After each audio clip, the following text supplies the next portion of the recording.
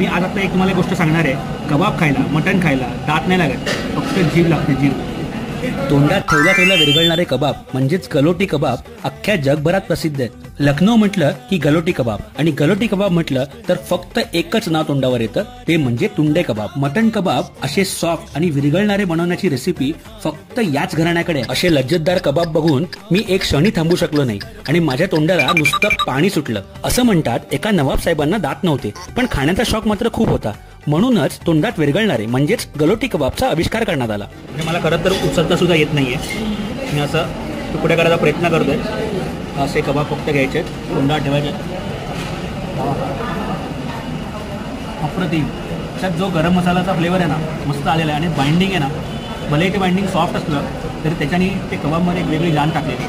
मस्त. मी आयुष्यात, आणि आय एम नॉट एक्झॅजरेटिंग, आयुष्यात एवढे सॉफ्ट कबाब कधीच नाही खाल्लेले. म्हणजे खरं